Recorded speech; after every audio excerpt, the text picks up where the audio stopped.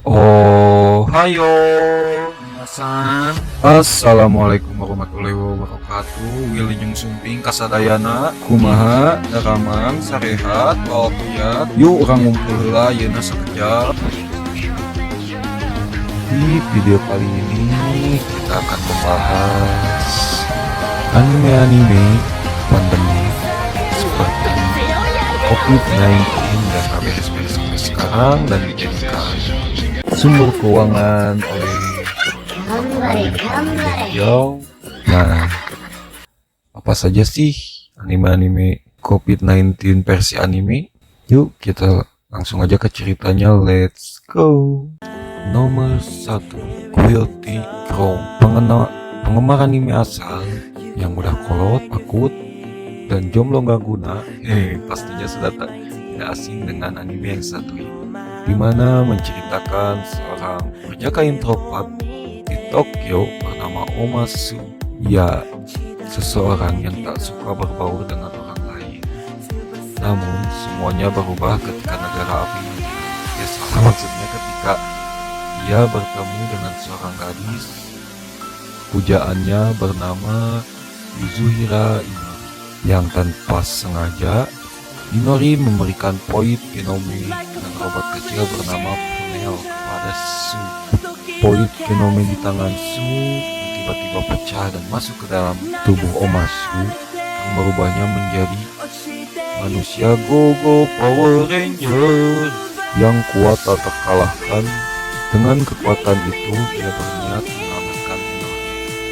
Nah, di anime ini pandemi yang melanda yang berasal dari sebuah poin genom, sebuah virus atau serum yang dimodifikasi untuk merubah tubuh manusia dengan sifat yang dimilikinya menjadi senjata.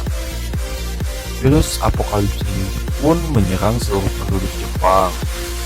Jika COVID-19 umum pelatih obatan bakal menyebabkan pahit seketika di tempat. Lanjut, nomor 2, Black Alert. Nah, untuk Aranjen, Kanora resep dengan aksi dengan tema masa kapayun.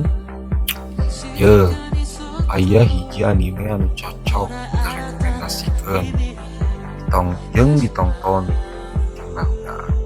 Awal kisah menceritakan di bumi pada tahun 2021 sekalewat atau memang yang akan datang umat manusia diserang oleh raksasa monster bernama Gastria. 10 tahun telah berlalu, umat manusia mampu bertahan hidup dan terpaksa hidup terisolasi di daerah kecil di balik tiang-tiang monolith yang terbuat dari khusus, yaitu Panani, yang dibenci oleh Gastria tersebut. Sang tokoh utama selaku promotor yang dibantu oleh rekan satunya, Ayah Ingyu, sang inisiator. Mereka berdua berencana melindungi dan manusia dari kehancuran. Nah, virus dalam anime ini disebut virus Gastria, yang dimana ditularkan kepada perempuan yang hamil anu menginfeksi sang janin. Ciri-ciri orang yang terinfeksi yaitu semua bayi yang lahir dari wanita ini akan mempunyai kekuatan dan regenerasi yang kuat, berbeda dengan manusia biasa. Lanjut, nomor 3, High School of the Dead. Orang mati bangkit dari kubur dan berkeliaran mencari alamat. Anime yang satu ini menceritakan di mana virus wabah zombie melanda dan menyebar di Jepang. Dengan sangat cepatnya, melalui gigitan zombie, virus ini mengendap. Virus ini menyebar dan memangsa manusia dengan mengikuti arah suara. sang tokoh utama Takeshi Komuro membunuh seorang sahabatnya yang sudah terinfeksi dan berjanji untuk menjaga pacarnya dengan taruhan nyawa. Lalu ia pun membentuk kelompok untuk menyelamatkan dunia, dibumbui dengan aksi yang keren dan nuansa ya, dan topping-topping yang membuat kita tertarik cinta kepada seiyu dan waifu yang ada. Wow, anime ini sangat menarik untuk ditonton dan makanya bisa masuk ke kategori pandemi. Nomor 4, Sabikui Bisco. Di tahun 2022 sekarang, dulu bertahun-tahun lalu pandemi Covid melanda. Kok jadi ke situ? Tahun 2022 ini kita kedatangan anime baru yang dimana dalam anime ini menceritakan orang-orang yang berubah menjadi bongkahan besi tua, kolot, berkarat melalui angin. Kok bisa? Ya, menceritakan di masa depan yang akan datang terdapat wabah yang dinamakan angin berkarat yang dapat membuat semua benda dan manusia berkarat, mengeras, lalu koit. Tokoh utama dalam anime ini ialah Akaboshi, si pemakan manusia Bisco, alias Bisco si pelindung jamur, dan dokter jenius yang bernama Nekoyagi Nilo. Namun, orang-orang salah mengartikan bahwa pelindung jamurlah membawa wabah ini. Namun pada kenyataannya, pelindung jamur bermaksud untuk mencari jamur ajaib untuk menyembuhkan wabah ini. Petualangan Bisco dan Milo pun berlanjut. Mereka berkeliling daerah terpencil untuk mencari jamur ajaib tersebut. Nah, berhasilkah mereka menemukannya? Bagaimana kelanjutan kisahnya? Berhasilkah mereka menyelamatkan ayah angkat dan kakaknya Milo yang sudah jadi bongkahan besi? Nah, saksikan terus animenya yang masih poin setiap minggunya di channel-channel kesayangan kalian. Nomor Wari no Sera berlatar belakang di tahun 2012. Sebuah virus tidak dikenal yang menghancurkan kehidupan umat manusia kecuali anak-anak di bawah umur 12 tahun tiba-tiba menyerang. Akibatnya, karena sedikitnya populasi manusia, mereka pun dijajah oleh bangsa vampir yang mulai mendominasi dunia dan memenjarakan manusia yang hidup di kota bawah tanah. Yakuya Yoichiro, seorang penyintas muda, bersama anak yatim lainnya memutuskan untuk mengatasi situasi ini, di mana Maranehna berencana terdiri untuk merebut peta dan senjata, lalu mencapai permukaan dan melarikan diri. Tapi nasib naas kurang beruntung jika diberi harapan kosong. Kabehanana katangkap langsung Jiro nu berhasil lompat jeung kabur. Nu ngaharuskeun manehna indit jeung tinggal jauh di keluarga beserta teman-temannya. Lalu ia pun bersumpah untuk balas dendam pada semua manusia. Vampir yang terlibat kejadian ini.